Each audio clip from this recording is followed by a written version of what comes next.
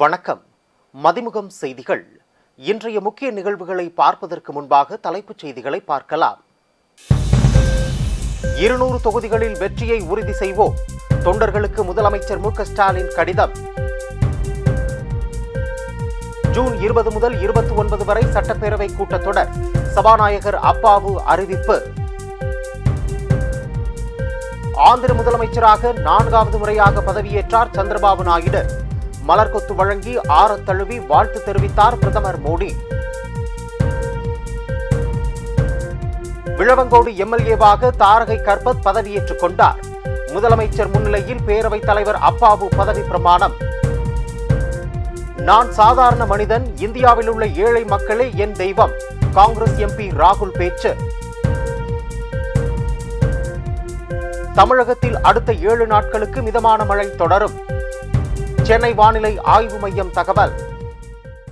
2026ஆம் ஆண்டு நடைபெறவிருக்கும் சட்டப்பேரவை தேர்தலுக்கு இப்போதிருந்தே ஆயத்தமாக வேண்டும் என முதலமைச்சர் மு க ஸ்டாலின் தெரிவித்துள்ளார்.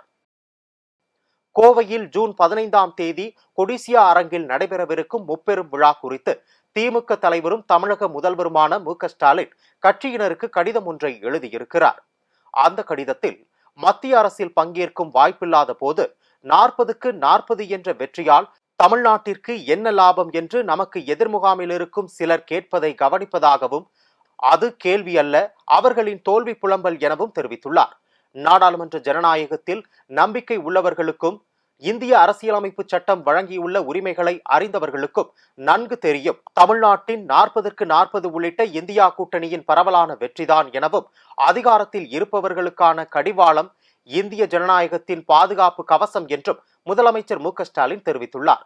40க்கு 40 என்று நாடாளுமன்ற தேர்தலில் மகத்தான வெற்றி பெற்றது போல 2026 சட்டப்பேரவை தேர்தலில் 200க்கு அதிகமான தொகுதிகளில் வெற்றியினை உறுதி செய்திட ஜூன் 15 கோவையில் முப்பெரும் விழா நமக்கு ஊக்கமளிக்கும் இடமாக அமையட்டும் என்று அவர் எழுதியுள்ள கடிதத்தில் தெரிவித்துள்ளார்.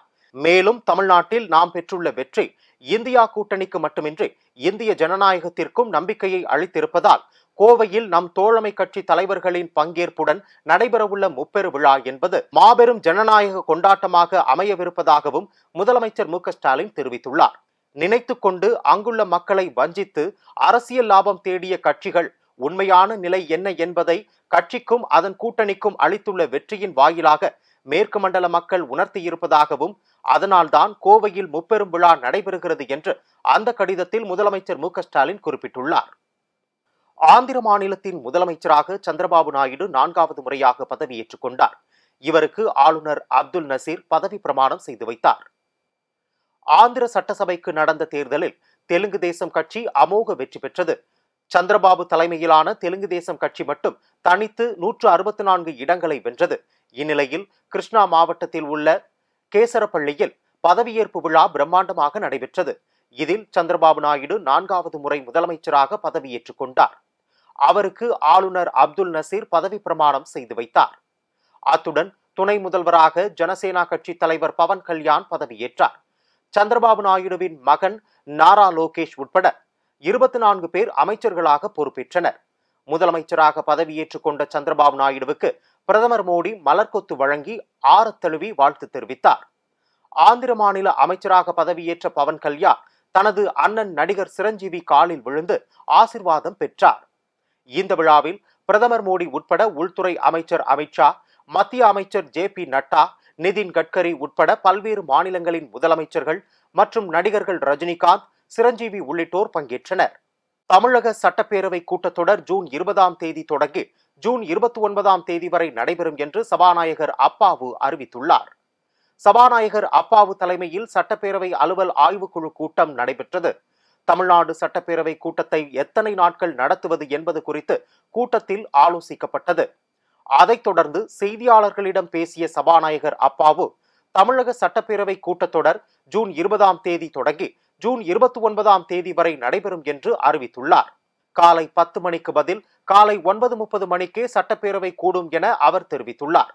ஜூன் 21, 22, 24 ஆகிய தேதிகளில் மானிய கோரிக்கைகள் மீது பேரவையில் விவாதம் நடைபெறுகிறது. வருகிற 20ஆம் தேதி ஜூன் 20ஆம் தேதி தொடங்கி அன்றைய தினம் முன்னாள் சட்டமன்ற உறுப்பினர்கள் 15 பேர் மறைவுக்கு இரங்கல் தெரிவித்து தொடர்ந்து சிட்டிங் சட்டமன்ற உறுப்பினர் விக்கிரவாண்டி முன்னாள் சட்டமன்ற உறுப்பினர் மறைந்த மரியாதைக்குரிய புகழேந்தி அவர்கள் மறைவுக்கு சட்டமன்றத்திலே தீர்மானம் கொண்டு வந்து நிறைவேற்றப்பட்டு அன்றைய தினம் சட்டமன்றம் அதோடு ஒத்திவைக்கப்படுகிறது. 29ஆம் தேதி வரை தொடர்ந்து நடைபெறும். ஜூன் 21, 22, 24 ஆகிய தேதிகளில் மானிய கோரிக்கைகள் மீது பேரவையில் விவாதம் நடைபெறுகிறது. சந்திரபாபு நாயுடு பதவியேற்பு விழா மேடையில் தமிழிசை சவுந்தரராஜனை உள்துறை அமைச்சர் அமித்ஷா அழைத்து பேசியது பேசு பொருளாகியுள்ளது. விஜயவாடாவில் உள்ள கேசரப்பள்ளி ஐடி பார்க்கில் சந்திரபாபு நாயுடு பதவியேற்பு விழா நடைபெற்றது. அப்போது விழா மேடைக்கு வந்த தமிழிசை சவுந்தரராஜன் உள்துறை அமைச்சர் அமித்ஷாவுக்கு வணக்கம் தெரிவித்து சென்றார். இந்நிலையில் அமித்ஷா அவரை அழைத்து ஒரு சில நிமிடம் பேசினார். அந்த காட்சிகள் இணையத்தில் வெளியாகி பேசு பொருளாகி உள்ளது. அமித்ஷா அவரிடம் என்ன பேசினார் என்பதற்கான காரணம் தமிழிசை சவுந்தரராஜன் தெரிவித்தால் மட்டுமே வெளிவரும் என்றும் கூறப்படுகிறது. விளவங்கோடு சட்டப்பேரவை தொகுதி இடைத்தேர்தலில் வெற்றி பெற்ற காங்கிரஸ் கட்சியின் தாரகை கர்பத் எம்எல்ஏவாக பதவியேற்றுக் கொண்டார். மக்களவைத் தேர்தலுக்கு முன்பாக கன்னியாகுமரி மாவட்டம் விளவங்கோடு காங்கிரஸ் கட்சியின் சட்டப்பேரவை உறுப்பினராக இருந்த விஜயதரணி அக்கட்சியில் இருந்து விலகி பாஜகவில் இணைந்தார். அதைத் தொடர்ந்து அவர் தனது எம்எல்ஏ பதவியையும் ராஜினாமா செய்தார். இதையடுத்து காலியாக இருந்த விளவங்கோடு சட்டப்பேரவை தொகுதிக்கான இடைத்தேர்தல் மக்களவைத் தேர்தலுடன் நடைபெற்றது. இத்தொகுதியில் திமுக கூட்டணி சார்பில் காங்கிரஸ் கட்சியின் தாரகை கர்பத், பாஜக சார்பில் VS நந்தினி, அதிமுக சார்பில் ராணி, நாம் தமிழர் கட்சி சார்பில் ஜெமினி உள்ளிட்டோர் போட்டியிட்டனர். இதில் காங்கிரஸ் சார்பில் போட்டியிட்ட தாரகை 91,054 வாக்குகள் பெற்று வெற்றி பெற்றார். இந்நிலையில் இடைத்தேர்தலில் வெற்றி பெற்ற தாரகை கர்பத் சட்டப்பேரவையில் உறுப்பினராக பதவியேற்றுக் கொண்டார். முதலமைச்சர் மு.க.ஸ்டாலின் முன்னிலையில் சபாநாயகர் அப்பாவு அவருக்கு பதவி பிரமாணம் செய்து வைத்தார். இந்த நிகழ்வில் அமைச்சர்கள் KN நேரு, பொன்முடி, காங்கிரஸ் தமிழக கமிட்டி தலைவர் செல்வ பெருந்தகை உள்ளிட்டோர் கலந்து கொண்டனர். கடந்த 2011ஆம் ஆண்டு முதல் இந்த தொகுதியில் காங்கிரஸ் வெற்றி பெற்று வருவது குறிப்பிடத்தக்கது.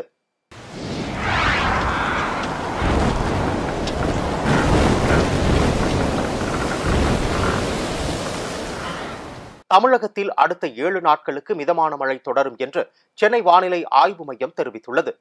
நாட்டின் பல்வேறு மாநிலங்களில் தென்மேற்கு பருவமழை தொடங்கிய நிலையில் தமிழகத்தில் கடந்த சில நாட்களாக லேசான மழை பெய்து வருகின்றது. இந்த நிலையில் தென்னிந்திய பகுதிகளின் மேல் நிலவும் வளிமண்டல மேலடுக்கு சுழற்சி காரணமாக ஜூன் 18 வரை தமிழகத்தில் ஒரு சில இடங்களிலும், காரைக்கால் மற்றும் புதுவையிலும் இடி மின்னலுடன் கூடிய லேசானது முதல் மிதமான மழைக்கு வாய்ப்புள்ளதாக தெரிவிக்கப்பட்டுள்ளது. அதேபோல் அடுத்த 5 நாளுக்கு தமிழகம், புதுவை மற்றும் காரைக்காலில் அதிகபட்ச வெப்பநிலை இயல்பை விட 3 முதல் 5 டிகிரி செல்சியஸ் அளவு கூடுதலாக இருக்கக்கூடும் என்று வானிலை ஆய்வு மையம் தெரிவித்துள்ளது. அடுத்த 48 மணி நேரத்திற்கு வானம் மேகமூட்டத்துடன் காணப்படும். நகரின் ஒரு சில பகுதிகளில் மாலை அல்லது இரவில் லேசானது முதல் மிதமான மழைக்கு வாய்ப்புள்ளதாகவும் தெரிவிக்கப்பட்டுள்ளது. ஆந்திர பிரதேசத்தின் புதிய முதல்வராக பதவியேற்றுள்ள சந்திரபாபு நாயுடுவுக்கு தமிழக முதலமைச்சர் மு.க.ஸ்டாலின் வாழ்த்து தெரிவித்துள்ளார். ஆந்திர மாநிலத்தின் முதலமைச்சராக சந்திரபாபு நாயுடு 4வது முறையாக பதவியேற்றுக் கொண்டார். இந்த நிலையில் சந்திரபாபு நாயுடுவுக்கு வாழ்த்து தெரிவித்து முதலமைச்சர் மு.க.ஸ்டாலின் வெளியிட்ட எக்ஸ் பதிவில், ஆந்திராவின் முதல்வராக 4வது முறையாக பதவியேற்றுள்ள சந்திரபாபு நாயுடுவுக்கு மனமார்ந்த வாழ்த்துக்கள் என குறிப்பிட்டுள்ளார். மேலும் தங்கள் தலைமையில் மாநிலம் செழிப்பும் நலமும் அடையட்டும் என தெரிவித்துள்ள முதலமைச்சர் மு.க.ஸ்டாலின், ஆந்திரம் மற்றும் தமிழகத்தின் முன்னேற்றத்திற்காக இரு மாநிலங்கள் இடையேயான பிணைப்பை வலுப்படுத்த எதிர்பார்க்கிறோம் எனவும் தெரிவித்துள்ளார். நான் ஒரு சாதாரண மனிதன். இந்தியாவில் உள்ள ஏழை மக்களே என் தெய்வம். நீங்கள் என்ன சொல்கிறீர்களோ அதைத்தான் நான் செய்வேன் என்று காங்கிரஸ் MP ராகுல் காந்தி தெரிவித்துள்ளார். நடந்து முடிந்த நாடாளுமன்ற தேர்தலில் கேரள மாநிலம் வயநாடு மற்றும் உத்தரப்பிரதேச மாநிலம் ரேபரேலி ஆகிய 2 தொகுதிகளில் போட்டியிட்ட ராகுல் காந்தி 2லும் அதிக வாக்குகள் வித்தியாசத்தில் வெற்றி பெற்றார். எனவே 2இல் ஒரு தொகுதி MP பதவியை அவர் விரைவில் ராஜினாமா செய்ய உள்ளார். அதில் வயநாடு தொகுதியை ராகுல் காந்தி ராஜினாமா செய்ய இருப்பதாக கூறப்படுகிறது. இந்நிலையில் வாக்காளர்களுக்கு நன்றி தெரிவிப்பதற்காக மலப்புரம் மாவட்டத்தில் உள்ள எடவண்ணாவில் ராகுல் காந்தி இன்று ரோட் ஷோ நடத்தினார். தொண்டர்களை நோக்கி கையசைத்த ராகுல் காந்தி காங்கிரஸ் தொண்டர்கள் மற்றும் நிர்வாகிகள் ஆரவாரம் செய்து உற்சாக வரவேற்பு அளித்தனர்.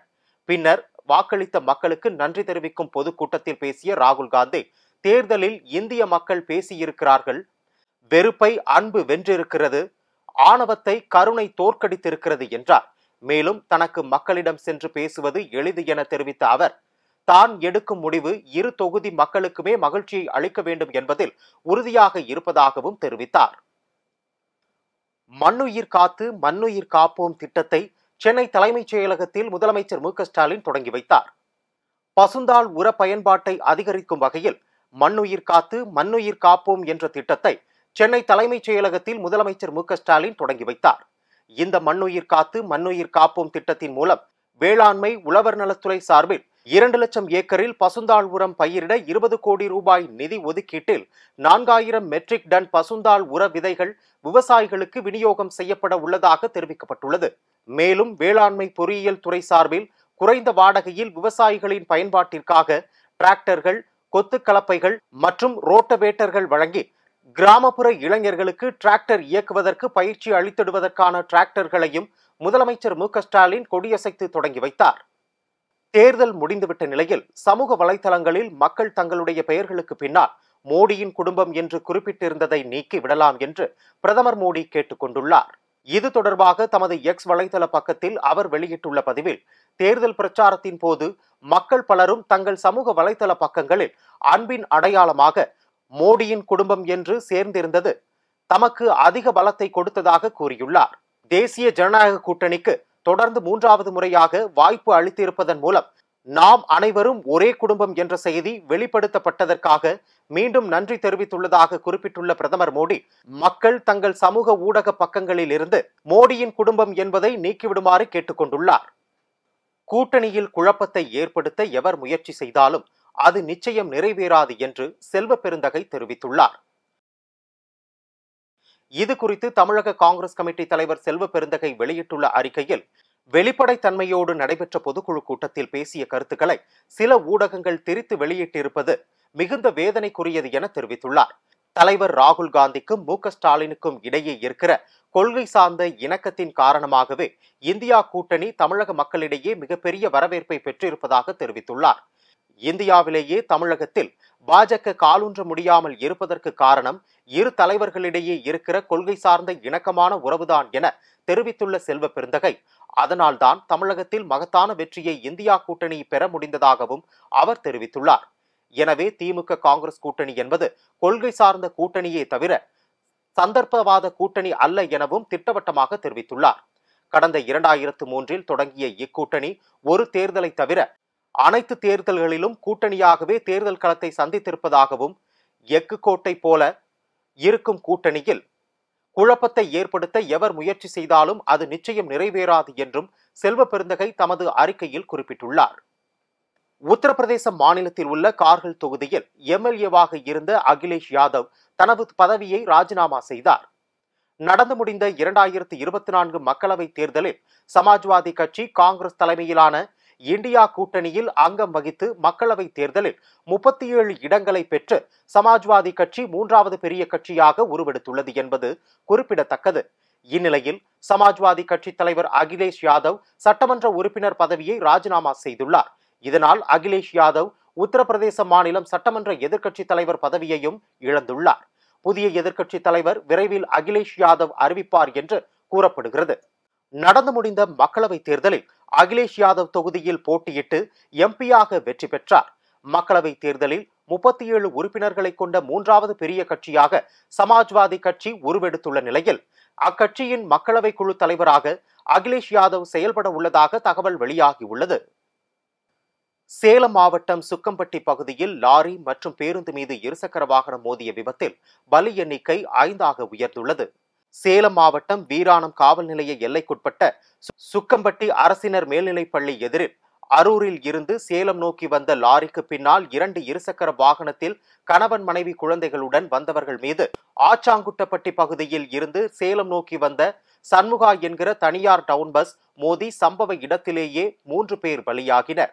இதில் படுகாயமடைந்த குழந்தை மற்றும் மற்றொரு நபரையும் அருகில் இருந்தவர்கள் மீட்டு 108 ஆம்புலன்ஸ் மூலம் சேலம் அரசு மோகன் குமாரமங்கலம் மருத்துவக் கல்லூரி மருத்துவமனைக்கு அனுப்பி வைத்தனர். அங்கு சிகிச்சை பலனின்றி மற்றொரு நபரும், தனியார் மருத்துவமனையில் சிகிச்சை பெற்று வந்த பெண் குழந்தையும் சிகிச்சை பலனின்றி உயிரிழந்தனர். இதையடுத்து சேலம் சுக்கம்பட்டி பகுதியில் நிகழ்ந்த சாலை விபத்தில் ஒரு ஆண், 2 பெண்கள், 2 குழந்தைகள் என 5 பேர் பலியான சம்பவம் அந்த பகுதியில் பெரும் சோகத்தை ஏற்படுத்தியுள்ளது. இதுகுறித்து காவல்துறையினர் வழக்கு பதிவு செய்து விசாரணை நடத்தி வருகின்றனர்.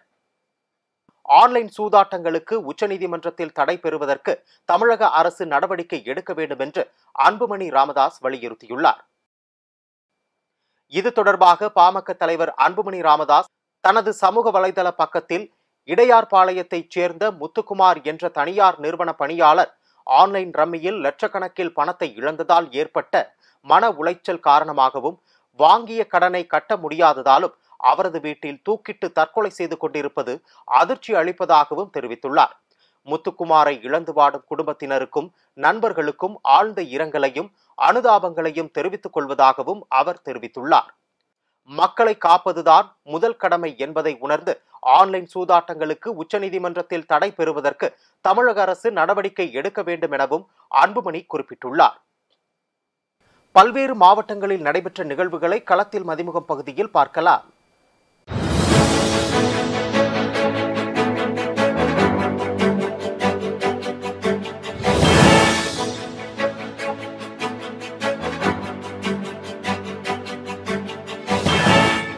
மயிலாடுதுறை தருமபுர ஆதீனத்திற்கு சொந்தமான ஸ்ரீ மகமாரியம்மன் கோவில் 46வது தீமிதி திருவிழா வெகு விமர்சையாக நடைபெற்றது.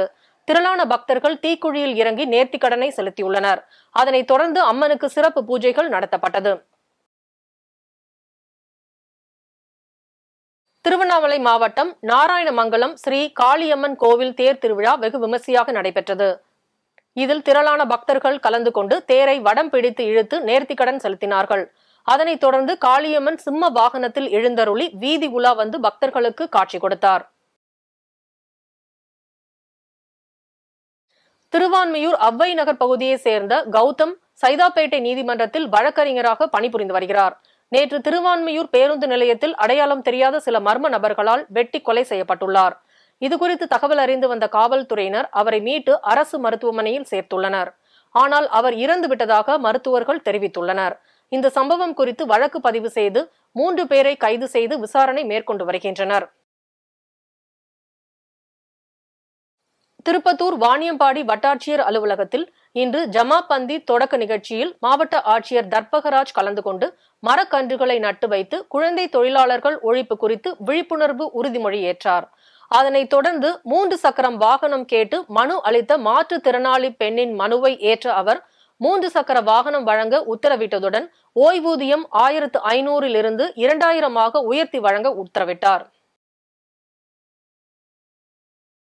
அரியலூரில் இருந்து இரும்புலிக்குறிச்சி நோக்கி சென்று கொண்டிருந்த அரசு பேருந்து ராயபுரம் அருகே பேருந்து கட்டுப்பாட்டை இழந்து சாலை ஓரம் இருந்த மின் கம்பத்தின் மீது மோதி விபத்துக்குள்ளானது. இதில் 12 பேர் படுகாயமடைந்த நிலையில் 7 பேர் செந்துறை அரசு மருத்துவமனையில் சேர்க்கப்பட்டுள்ளனர். இதுகுறித்து காவல்துறையினர் வழக்கு பதிவு செய்து விசாரணை மேற்கொண்டு வருகின்றனர். வேலூரில் மாவட்ட ஆட்சியர் சுப்புலட்சுமி மக்களின் குறைகளை நேரில் சென்று கேட்டறிந்துள்ளார். அப்போது பொதுமக்கள் புதிய கழிவுநீர் கால்வாய், வீட்டு மனை பட்டா உள்ளிட்ட பல்வேறு கோரிக்கைகளை முன்வைத்து மூதாட்டி ஒருவர் மாவட்ட ஆட்சியரின் காலில் விழுந்து கோரிக்கை விடுத்துள்ளார். இதற்கான நடவடிக்கைகளை உடனே மேற்கொள்ளப்படும் என மாவட்ட ஆட்சியரும் நம்பிக்கை தெரிவித்துள்ளார். திருப்பத்தூர் அடுத்த பேருமாபாட்டு அருகே சாரை பாம்பை சமைத்து சமூக வலைதளத்தில் வீடியோவாக பதிவு செய்த ராஜேஷ்குமார் என்ற இளைஞரை வனசரக அலுவலர் சோழராஜன் மற்றும் காவல்துறையினர் கைது செய்து சிறையில் அடைத்தனர். கரூர் வெண்ணமலை கொங்கு அரசு மேல்நிலைப்பள்ளி வளாகத்தில் உலக சுற்றுச்சூழல் தினத்தை முன்னிட்டு இன்று ஈசா யோகா மையம் மற்றும் கொங்கு கலை அறிவியல் கல்லூரி சார்பில் காவிரி கூக்குரல் திட்டம் மூலம் மரக்கன்றுகள் நடும் விழா நடைபெற்றது. இந்நிகழ்ச்சியில் கரூர் மாநகராட்சி மேயர் கவிதா கணேசன் துவங்கி வைத்தார். திருப்பூரில் குழந்தை தொழிலாளர் எதிர்ப்பு தினத்தை முன்னிட்டு தொழிலாளர் நலத்துறை சார்பில் கையெழுத்து இயக்கம் நடைபெற்றது. இதில் மாவட்ட ஆட்சியர் கிறிஸ்து ஜார்ஜ் பங்கேற்று கையெழுத்து விழிப்புணர்வு பேரணியை துவக்கி வைத்தார். வேலூர் கன்சால்பேட்டை பகுதியில் நீர்வரத்து கால்வாய்களின் இடங்களை அப்பகுதி மக்கள் ஆக்கிரமித்து இருப்பதாகவும் ரயில்வே மேம்பாலம் வர இருப்பதாலும் அந்த இடத்தை காலி செய்ய வேண்டும் என்று கடந்த சில மாதங்களுக்கு முன்பு அப்பகுதி மக்களுக்கு நோட்டீஸ் அளிக்கப்பட்டும் காலி செய்யாததால் இன்று மாநகராட்சி அதிகாரிகள் ஜேசிபி இயந்திரங்களோடு சென்றபோது அப்பகுதி மக்கள் தர்ணா போராட்டத்தில் ஈடுபட்டுள்ளனர். இதனால் காவல்துறையினருக்கும் பொதுமக்களுக்கும் இடையே தள்ளுமுள்ளு ஏற்பட்டது. சர்வதேச குருதி கொடையாளர் தினம் ஜூன் 14ஆம் தேதி கடைபிடிக்கப்படுகிறது. அதனையொட்டி கரூர் அரசு மருத்துவக் கல்லூரி மருத்துவமனை மற்றும் ஆராய்ச்சித்துறை சார்பில் விழிப்புணர்வு பேரணி நடைபெற்றது. இதனை மாவட்ட ஆட்சியர் தங்கவேல் கொடியசைத்து துவக்கி வைத்த நிலையில் பேரணியில் பங்கேற்று விழிப்புணர்வு ஏற்படுத்தினார். இதில் மருத்துவர்கள், செவிலியர்கள் மற்றும் மாணவ மாணவியர்கள் என 500க்கும் மேற்பட்டோர் பங்கேற்றனர். திருவள்ளூர் மாவட்டம் மீஞ்சூரில் நேற்றிரவு பெய்த கனமழையால் தமிழ் அழகன் என்பவரது வீட்டின் மேல் விழுந்த இடியால் வீட்டின் சுவர் இடிந்து விழுந்துள்ளது. இதனால் மின்சாரமும் பாதிக்கப்பட்டுள்ளது. இதுகுறித்து தகவல் அறிந்து வந்த மின்சாரத்துறை மற்றும் வருவாய்த்துறை அதிகாரிகள் நடவடிக்கை மேற்கொண்டு வருகின்றனர். மேலும் அந்த கிராமத்தில் பலரது வீட்டிலும் மின் சாதன பொருட்கள் பாதிக்கப்பட்டுள்ளது என்பது குறிப்பிடத்தக்கது. சோழிங்கநல்லூரில் உள்ள நீதிமன்றத்தில் வழக்கறிஞராக இருக்கும் அருண் என்பவரை ஆய்வாளர் மகுடீஸ்வரி தரக்குறைவாக பேசியதாக சொல்லப்படுகிறது. இதுகுறித்து பள்ளிக்கரணை துணை ஆணையர் அலுவலகத்தில் புகார் அளித்தும் எந்த ஒரு நடவடிக்கையும் எடுக்கவில்லை என்பதால் இன்று சோழிங்கநல்லூர் OMR சாலையில் வழக்கறிஞர்கள் போராட்டத்தில் ஈடுபட்டனர். இதனால் அப்பகுதியில் போக்குவரத்து பாதிக்கப்பட்டது. திருவண்ணாமலை மாவட்டம் செங்கம் கிராமத்தில் உள்ள ஊராட்சி மன்ற அலுவலகம் பழுதடைந்து ஆபத்தான நிலையில் இருப்பதால் அதனை சீரமைத்து தரக்கோரியும் இரவு நேரங்களில் பல்வேறு அருவருக்கத்தக்க செயல்கள் நடைபெறுவதால் அலுவலக கட்டடத்தை நேரில் ஆய்வு செய்து கட்டிடத்தை தகர்த்து புதிய ஊராட்சி மன்ற அலுவலகம், கிராம நிர்வாக அலுவலகம் அமைத்து தரக்கோரி கிராம மக்கள் மாவட்ட ஆட்சியரிடம் கோரிக்கை விடுத்துள்ளனர். வேலூர் குடியாத்தம் பேருந்து நிலையத்தில் இருந்து சென்று VTM தனியார் பேருந்து பெங்களூர் சென்னை தேசிய நெடுஞ்சாலையில் சென்று கொண்டிருந்த லாரியின் மீது மோதி விபத்துக்குள்ளானது. இதுகுறித்து தகவல் அறிந்து வந்த காவல்துறையினர் 108 ஆம்புலன்ஸ் உதவியுடன் காயமடைந்தவர்களை மீட்டு அரசு மருத்துவமனையில் சேர்த்துள்ளனர். மேலும் இந்த விபத்து குறித்து விசாரணை மேற்கொண்டு வருகின்றனர். சர்வதேச குழந்தை தொழிலாளர் ஒழிப்பு தினம் ஜூன் 12ஆம் தேதி இந்தியா முழுவதும் கடைபிடிக்கப்பட்டு வருகிறது. இந்த நிலையில் விருதுநகர் சர்வதேச குழந்தை தொழிலாளர் முறை ஒழிப்பு தினத்தை முன்னிட்டு வாகன பிரச்சார விழிப்புணர்வு பேரணி நடைபெற்றது. இதனை மாவட்ட ஆட்சியர் ஜெயசீலன் கலந்து கொண்டு மனித சங்கிலி பேரணி மற்றும் கையெழுத்து இயக்கத்தினை தொடங்கி வைத்தார்.